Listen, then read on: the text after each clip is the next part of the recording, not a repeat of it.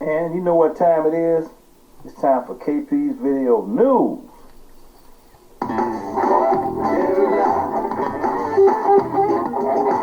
KP's Video News, y'all. KP's Video News, y'all. KP's Video News, y'all. Right here. That's right, folks. It's time for KP's Video News. And so I figure I'm gonna do my news show today, so everybody that be working from home, they be having on a suit, and then down at the bottom they be having their pajamas on and house shoes. This time I'm doing mine with my silk pajamas on, the exact opposite of what you doing. Anyway, on with the stories here, and this is a follow-up on the other story that I did on this 5-year-old kid. It was a teacher who allegedly forced a 5-year-old kid to clean out his own feces from a toilet. Is placed on leave. And Ashley Murray says her son Ashton experienced trauma as a direct result of the incident and is taking legal action to protect him. After the community outrage erupted over claims that teacher forced a 5-year-old black student to clean out his feces from a toilet, Ashley Murray says her son Ashton experienced trauma as a result of the incident and is taking legal action to protect him. Ashton's supporters launched a GoFundMe following the alleged March 5th encounter where a white kindergarten teacher at Crystal Hill Elementary School disturbingly forced him to clean his own feces from a toilet. He just came to me and said, "She made me get my boo-boo out with my bare hands in the toilet." I'm like, "Are you serious?" He kept saying it over and over again, telling everybody. And the mom said she knows when he's lying, and she knew he was not lying. It's degrading for a child or anyone else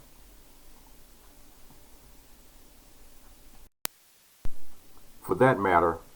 And so you don't think that a child should have to go through this, she continued. And they basically made him go in the toilet and get his feces out of the toilet and dirty toilet tissue out of the toilet with his bare hands. And Ashley took quick action when her son made her aware and enlisted the help of her mother, Tammy. The local community has also rallied around the trio, completely dumbfounded that an educator would encourage such a mortifying act. In response to the outrage, the Pulaski County Special School District launched an investigation, but Ashley believes the school administration actions haven't gone far enough. She needs to be terminated. She does not need to be teaching in any school district. She does not need to be around kids, and her license needs to be revoked. Incredulously, Ashley claims the teacher reached out to explain herself. And she got on the phone with me and she said that she didn't have an explanation. She just she knew she was wrong, but she stated to the principal that she was trying to teach how to not stop up the toilet. I told her that's not good enough for me, the mother said, and the Murrays say their fight is tied to preventing another child from experiencing the embarrassment and shame. And sidebar here, basically the way I look at it is that teacher should be fired,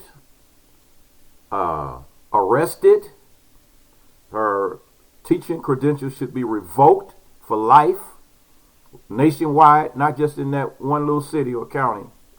And she should never, ever, ever be allowed to teach again, and she needs to go to prison for what she did. And that's why I don't understand why she's not in jail right now. She should be in jail right now for what she did to that kid. Going to the school board, that's not good enough. You need to be going down to the district attorney's office filing some charges against for that.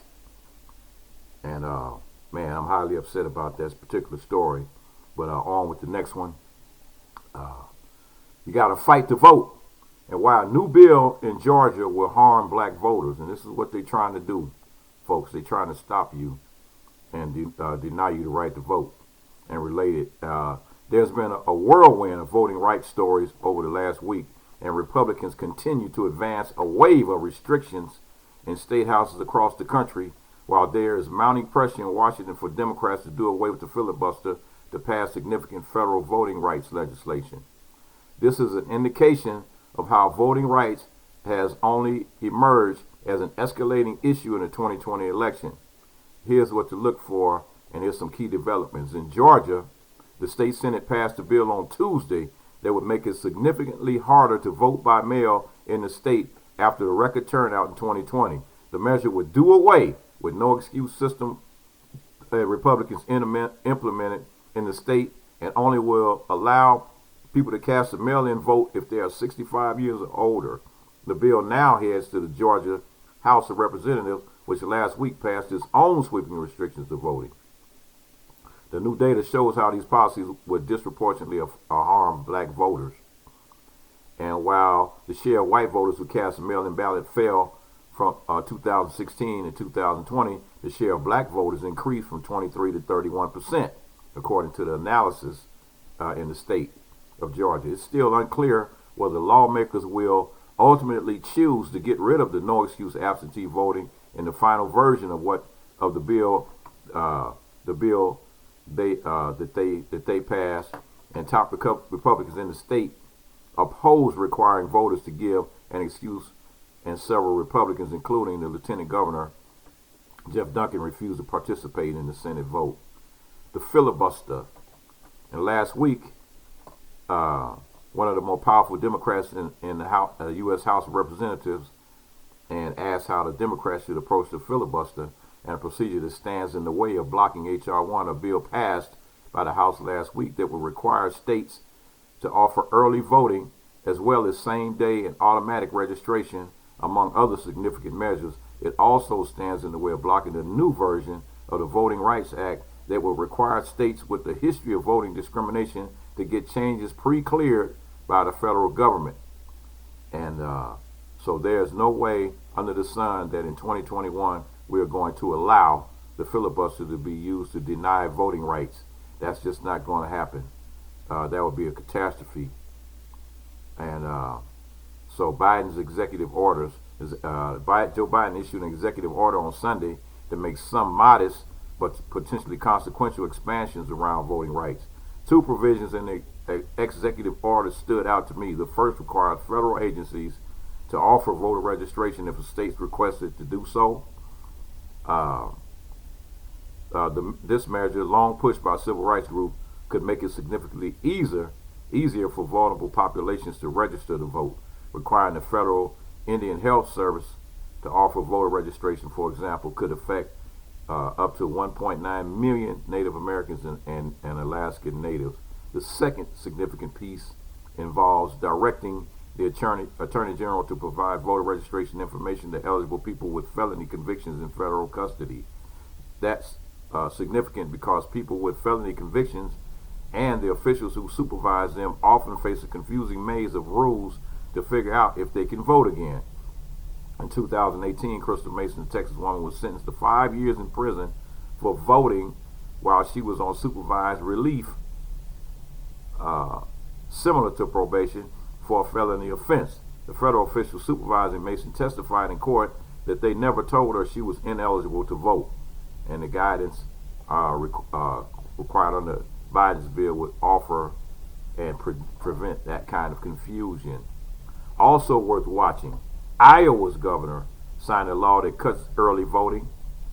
Florida lawmakers advanced a bill that would prohibit local officials from setting up drop boxes for mail-in ballots, and a new study found that mail-in voting neither boosted turnout nor benefited Democrats. Republicans in Arizona continue to aggressively advance restrictions on mail-in voting. One measure that caught my eye was a bill that would make it require officials to reject a ballot that arrived by the close of the polls on election day if it was not postmarked by the Thursday before election. So, I'm telling you, they out there, man. They're trying to stop you from voting. They saw the big turnout, and they're trying to do whatever they can to stop you from voting. All right, on with the next story here. They got a Republican mayor accidentally reveals his disdain for black guys. And this is Indiana mayor is facing a recall and calls to resign after mistakenly leaving a racist voicemail message on a black resident's phone.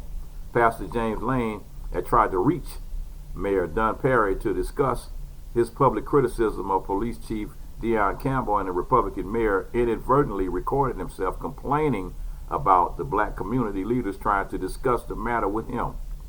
They want a effing audience, you know, Perry says on the voicemail message. These black guys, they all want an effing audience all the time.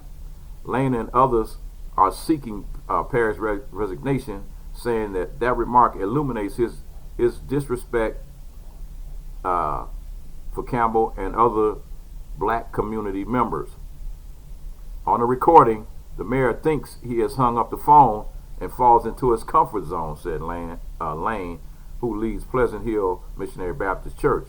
Lane and other pastors have been asking Perry to apologize for the publicly accusing Campbell of begging for money in a letter to the public seeking donations for the police department, Easter egg hunt, and other causes, saying the chief's budget already had funding for community projects. Perry, who was elected to his first term in 2019, said the police chief should have sought permission to ask for donations because elected officials are responsible for providing to the community's needs with exiting tax revenue funding rather than soliciting the public for more money. Lane, Pastor Dwayne Hurt, and other community leaders believe the mayor should have approached Campbell in private and owes the chief. And so, you know, hey, they doing some crazy stuff down, you know, in this country right now. So you got to be aware of these things. And a lot of this stuff, you know, I'm doing it, but a lot of this stuff you're just not going to see on your local news. Okay, on with the next story. They have it's a police officer in Michigan has been charged after shooting a passenger in a fleeing vehicle. State Attorney General stated.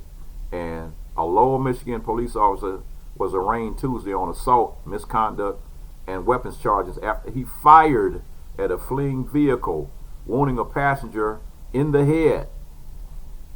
In a statement announcing the charges against Officer Jason Diaz in Lowell, Michigan, Nessa addressed another police-involved shooting, saying there was insignificant evidence to charge Shelby Township Officer Jason Zuck in the 2018 fatal shooting of a man with mental health issues in a separate case. The cell said the two separate public integrity investigations were part of her office's special attention on officer-involved shootings and in-custody deaths.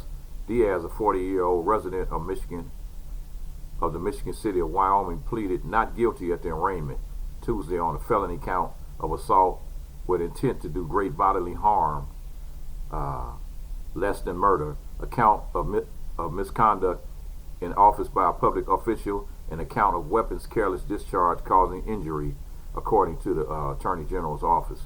The three charges carry a combined maximum sentence of 17 years in prison upon conviction.